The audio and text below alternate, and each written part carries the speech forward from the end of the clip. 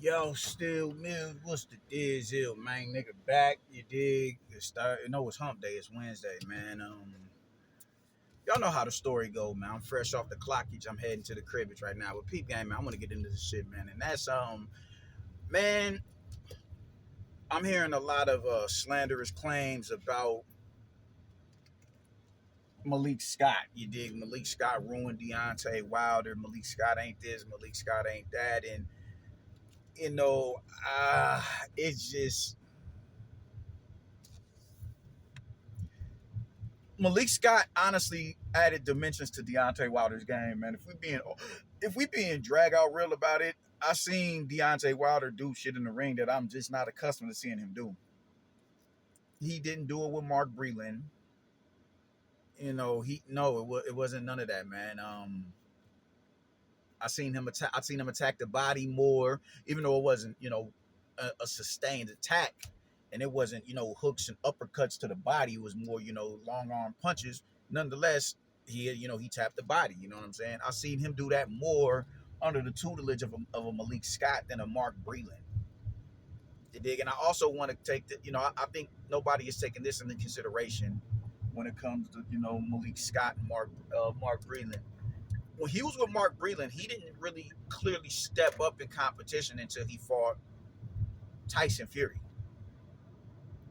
You dig what I'm saying? So let's keep shit all the way a stack. He didn't step up like that until he fought Tyson Fury.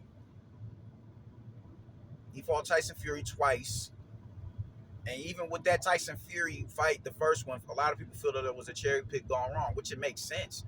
When someone is down off of 2-3 years of inactivity, well, no, maybe even longer than that. Let me see. He fought Klitschko 2015. He came back, fought Wilder about 17, 18, man. So yeah, we talking 2 or 3 years of him being inactive. 2, 3 years of him being inactive, ballooning up to 400 pounds. He comes back, has a couple of tune-up fights, gets right back in there with Deontay Wilder. Now that ain't even his best, Fury at his best. You dig what I'm saying? And they thought they was finna go in there and just smack, just smack on dude, and that was gonna be all she wrote. We get a draw, we get a rematch. We all know how the rematch went. You dig?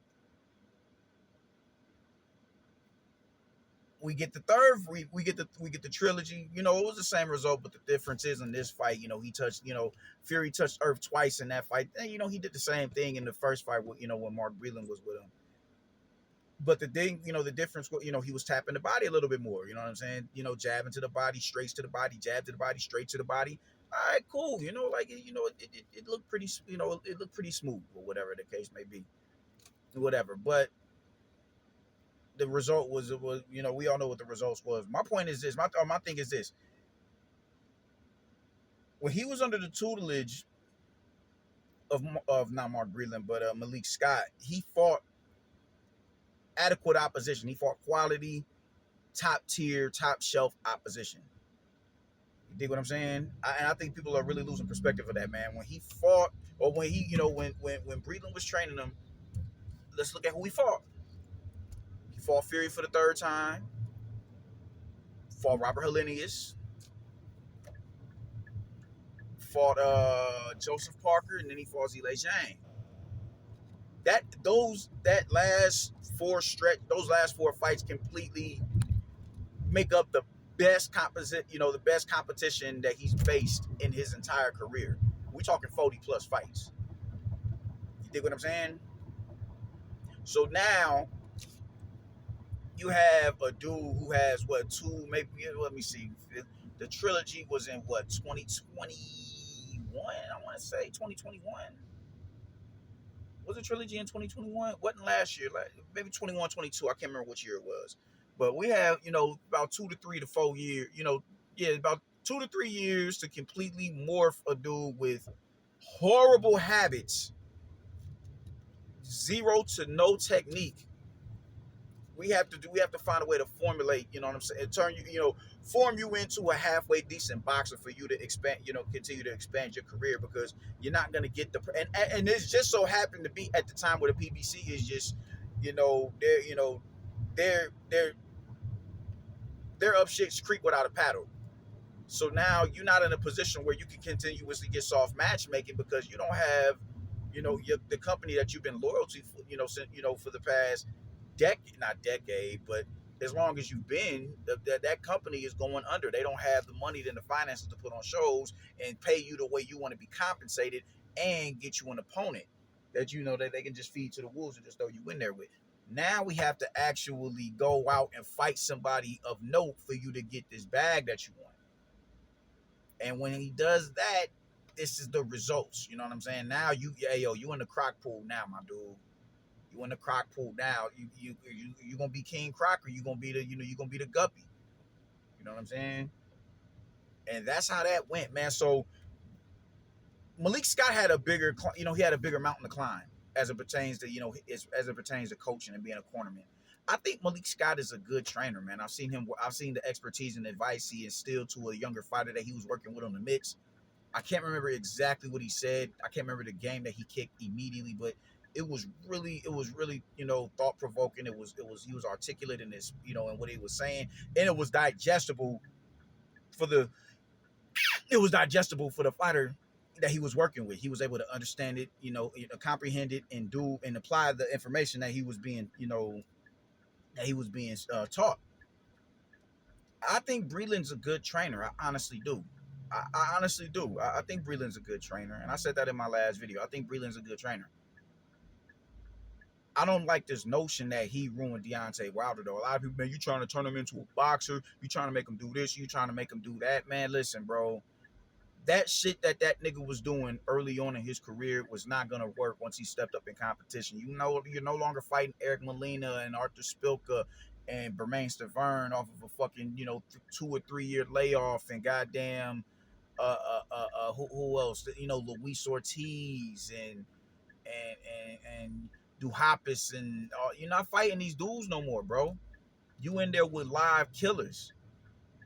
So we have to add some sort of, just dimensions to your game so we can continue to expand your career. So I didn't see anything wrong with what he was doing. But the thing was, Deontay Wilder is just arrogant. It's not Malik Scott who ruined him. I don't like that notion. I don't like that notion that Malik Scott ruined him. No, the only thing that Malik Scott, is at fault for is being a yes man. That's it. That's it. And now to Deontay Wilder's, he's only going to allow yes men around him, man. You want to give money? Well, you just hold these mitts and don't do shit else. Just hold the mitts. Take me on the mitts. We not finna go, no advanced combinations or nothing like that, and defensive drills. No, I want to pop the mitts. I just want to hear the sound of my fist clashing against these mitts. That's it. I don't need you telling me what it is that I'm doing wrong, because that's offensive to me. So no, get the fuck out of here, bro. I don't need nobody to tell me shit. You dig? I've been doing, I got 40 plus fights, 40 plus knockouts. I don't need and I'm a champion. You dig what I'm saying? I got the most prestigious belt in the sport. I don't need y'all niggas telling me nothing, man. Just hold them fucking mitts for me. And that's what niggas did. And because they, all right, cool, we got a heavyweight champion. This is a potential bag right here. I'm gonna just shut the fuck up and just ride this bitch till the wheels fall off. That's what ruined Deontay Wilder. His ego, his arrogance. And everybody is dismissive of that. Everybody is dismissive of that, bro. I don't, Malik Scott, the way that Malik Scott had Deontay Wilder looking, in particular in that the mid workouts and the training for fucking the Fury trilogy, he looked like okay, I'm seeing him cut them angles in the pocket and tap the body on the way, off the pivots and everything. I'm seeing all of that shit. That looks smooth. I fuck with that. That looks smooth. Only thing that I didn't like is, bro, what it is that you're learning in the now. That sometimes that, it's a process with that. That's gonna take a minute for you to really hone in on that, on that particular skill set right there, because you've made an entire career doing everything so wrong that now it's gonna be that much harder to implement this shit and put it into a game plan, because you may not necessarily possess the mechanics to do this in an in-fight situation. Even in sparring, I don't know what his sparring, I haven't seen any sparring footage of him or anything like that, but this shit has to be implemented. over a duration of time. You dig? It's gonna be it's gonna be an uphill battle to do this shit in one training camp, in two training camps. It's gonna be hard to do. And on top of that, the shit that you're learning, you have to do that in front of the competition that you were fighting early on in your career for you to really get the body mechanics down and know what it's like to be under these stressful situations to where you under that level of duress, you don't panic and revert back to what it is that you've been doing for 15 years now. You dig what I'm saying? You're mentally strong enough. You possess the body mechanics. You possess all this shit to where you could do it under a certain immense amount of pressure. You can't implement this shit and then do it in front of a Joseph Parker, who's a former world champion, who's been in there with the premier fighters of the division. He's been in there with Anthony Joshua. He's been in there with Dillian White. He's been in there with Joe Joyce. He's been in there with Zhilei Zhang. He's been in there with all of these factors in the heavyweight division. You dig? But nonetheless, he at least had Wilder doing that shit on the mitts. Like I told y'all in the last video, man, I think what Deontay Wilder was, if I'm going to allow you to show me something, if I'm going to have to bow down to you and accept you teaching me some shit, I'm going to accept that, but I'm going to do whatever the fuck it is I want to do, which is me spinning out on these slip drills and on these mitts, doing these little spin moves. That's what I'm going to do. That's the trade-off right there. So this notion that Malik Scott ruined him or whatever because no, bro. Fuck no. Fuck no. You dig what I'm saying? It isn't Malik Scott that's making him gun shy when it comes to throwing the right hand. He was comfortable enough with Fury being in there with that man for well over 20 plus rounds. He was comfortable enough with Fury to where he can comfortably let the right hand go. He can comfortably let the right, 30 rounds he was in there with Fury? He can comfortably let that right hand go in front of Fury. We got 3 fights. We shared the ring 3 times together. I can comfortably do this in front of you. This ain't no thing in front of somebody like a Tyson Fury. Being comfortable in front of someone speaks volumes, bro. When you're used to someone, you're gonna, your guard is let down. I've been here before, so all right, this is a walk in the park. But what happens when you went in there with somebody who you're not comfortable with because you haven't consistently faced this level of opposition? The only reason why you was comfortable in there or able to do that shit with Fury is because you were comfortable with him. You're not comfortable in here with Joseph Parker because you haven't had to face. Now, I'm not saying that Joseph Parker is better than Fury. I'm not saying that at all. What I'm saying is Joseph Parker is a former world champion who was active and who was hungry. And you didn't have any. The only reason you're comfortable with Tyson Fury because, the cherry pick gone wrong. You dropped him a few times off of him being inactive and not being at his best, not being at his sharpest, and you thought that was comfortable. Shit, I got him in the rematch.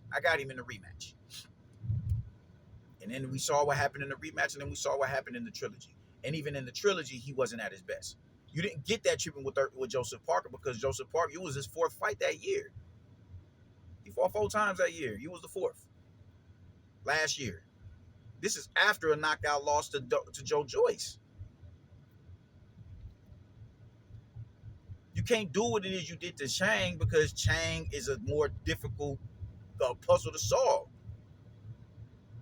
I was watching Showbiz's channel and you're vulnerable to that lead right hook when it comes to southpaws. You're vulnerable to that shit, man. He caught you with that same shot. The difference is he hits harder.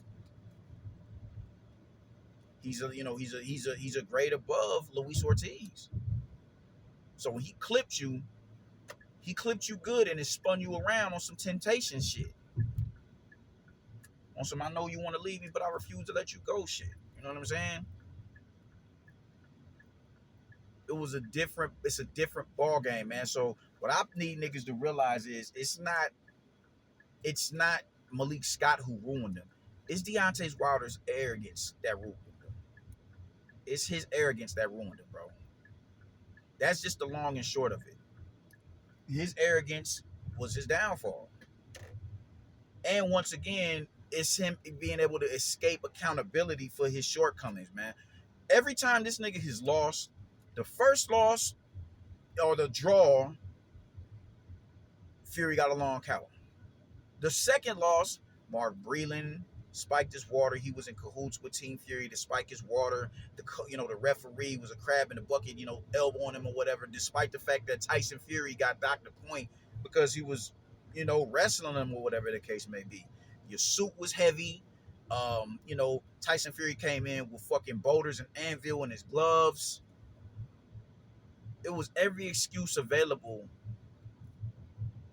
that you could offer, and and that right there, that bred an entire of these content creators coming out. There's people who created channels just off of this notion that you was cheated. You dig? We get the rematch. You still running around talking about he cheated. He cheated. Oh, Fury, he got another long count. He got it's ridiculousness, man. And even after the Joseph Parker loss, you was in the cryo chamber for too long or some wild shit like that, and your flight was too long. Just ridiculousness. You get to escape culpability. You're trying. I mean, because of your fans allowing the shit. You never faced the. You never faced the. You never faced the music. You never sat down in front of the mirror and said what it is that I have to work on. It was always somebody else's fault that you lost. It was never your own. It was never your inept ability as a boxer. You fell in love with the right hand. Even going into the trilogy, you just kept talking about power. I got power. I got power. I got power. I got power. You just kept beating that drum. And it eventually became your downfall, man. So I don't like this narrative that Malik Scott is the reason why Malik Scott ruined you, bro. I think that shit is very unfair. I think that shit is very unfair. It's irresponsible thinking. You can't sit here and place blame on Malik Scott in totality and dismiss this man's arrogance, bro. Malik Scott, was he a yes man? Yes. Because as I said in my last video, man, Malik Scott was very sympathetic of that man's of his arrogance and of his ego, and didn't want to do anything to damage and bruise his ego, which would mean him simply looking like a sucker saying the shit that he was saying, when he knows good and hell well that shit should have never came up out of his mouth. You should have never in your life compared him to Muhammad Ali. You should have never did that. You should have never recorded, just had somebody hold the camera while Deontay Wilder is hitting the body shield on you and it's showing you throwing the water up that you're trying to drink. Your stomach is rumbling that much. It's so, your stomach is just so battered that you can't keep the water down that you drink. Just ridiculous shit like that, man. Just ridiculous shit like that. You allowed that man to put on an extra 20 plus pounds when he's never came in that heavy a day in his life. It's footage of him online, on YouTube, bench pressing and shit, 310 or some shit like that. And it was just real cringeworthy watching that shit. Like, ugh, dude, like, you was super dragging and shit. And why the fuck are you trying to put up 300 pounds, 300 plus pounds? Why are you trying to do that? Trying to add muscle. Why are you trying to add muscle? Malik Scott is allowing you to do all of that shit. He's allowing you to do all of that. That was the only thing right there. That's the only fault I have with Malik Scott. Just him being a yes man when it comes to Deontay Wilder. But that's his man. It's hard to tell your homeboy, man, nah, bro. Just with some people just ain't straightforward like that. And I'm one of them niggas. I don't want to tell somebody about their flaws and their imperfections. I don't like doing that. I'm too flawed and imperfect of a human being for me to do that shit. So I'm going to tell a nigga, hey, yo, man, nah, you ain't doing this and that and the 30. I don't like having to be the dude to do that. I don't like having to break somebody's ego down and they get this look of sorrow on their face. I don't like that shit at all. That's uncomfortable. Really just, highlighting somebody's vulnerabilities and shit like that. I don't like having to be the one to, to bring that shit into reality. I don't like that shit at all. Because I don't want to hear you say that shit about me. Even it's to my greater good, bro. Sometimes it's just some shit that you don't want to hear. So I get Malik Scott and him acting like that towards Wilder. I get it. I definitely get it. But this whole narrative that he's the one who ruined Wilder, that shit needs to come to a screeching halt. Wilder ruined Wilder. He's arrogant. He didn't have to train. according to him. He didn't have to get up and do road work. He could just come to the gym, spar, never have to hit the mitts, never have to hit the bag, didn't have to jump rope. You ain't got to run. You ain't got to do none of the shit that you should have been doing for years because God gave you the ability to put somebody's lights out with your right hand. You had to be perfect for 12 rounds. I only had to be perfect for 12 seconds or some shit like that. That's his mindset, bro. Malik Scott didn't ruin Deontay Wilder. Deontay Wilder ruined Deontay Wilder. As I stated before, that man's career was doomed to begin with. The minute he stepped up, he would not allow his arrogance to, he would not allow his arrogance to dissipate so he can learn something. So y'all can't put this shit off on Malik Scott. Deontay Wilder got to wear that. Y'all keep trying to alleviate and exempt this man of accountability for his shortcomings, bro, and the shit is exhausting. At what point do y'all look at Deontay Wilder and say, fam? There's even people talking about, I seen somebody say why they had to, Zhang had to sneak Deontay Wilder. He didn't sneak that nigga. How are you getting snuck in a fist fight when both of y'all started off in y'all corner and met in the middle of the ring? That ain't you getting snuck. You got spun around. Zhang did that.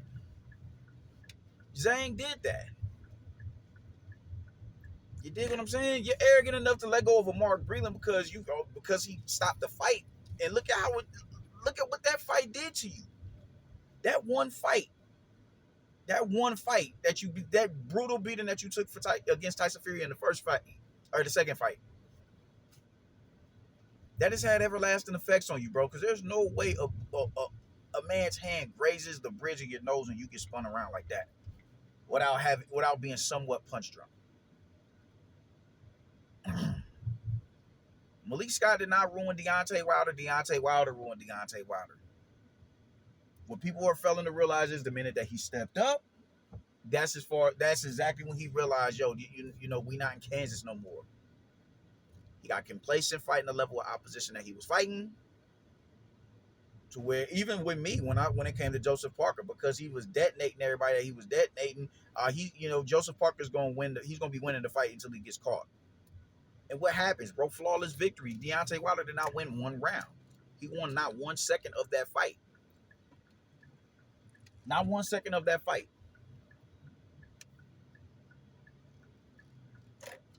Come on, man.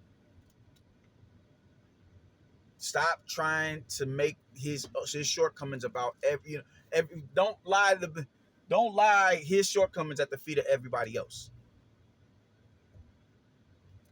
Lay it at his feet, because he's the one the one who was delusional about all of this. It's his fault. And it's about time y'all niggas start letting that shit be known. Malik Scott was not the reason that man lost. That man is the reason why that man lost. Don't talk to me about Malik Scott and how he ruined Deontay Wilder, because he didn't. Deontay Wilder ruined Deontay Wilder. Deontay Wilder was comfortable fighting inadequate opposition, and once he stepped up, he got punished for it dearly. That is nobody else's fault but his own. And it's about time y'all begin to acknowledge that. It is what it is. I don't like what this, Malik Scott running over to Zhilei Zhang after the knockout loss. I don't like that shit. And I'm sure Deontay Wilder is gonna have something to say about that. That shit was wild to me. Oh, and my car is still shutting off. Wow. Okay. That shit is wild to me. That's something that shouldn't have happened. He ought to know better than doing some shit like that. He's gonna hear from that man as he should. Why are you congratulating this dude like that after knocking out your fighter? Nah, bro. That ain't the move. He just put your man down. Put him down. Viciously put him down. To the point where this dude is looking at the referee complaining. After he got hit, he complaining to the ref like he got a shot to the back of the head or something. No. He got hit flush. So stop playing with me. That's what this video all boils down to, man. Stop playing with me. Stop playing with me. Get on Malik Scott's ass for that, and y'all can continue to be cool after the fact. But it ain't Malik Scott that ruined Deontay Wilder. It's Deontay Wilder that ruined Deontay Wilder. Put that narrative to bed. I'm going in here and getting me something to eat and kicking my feet up because I done had a long day at work. So I holla at y'all on the AM, yo. Deuces.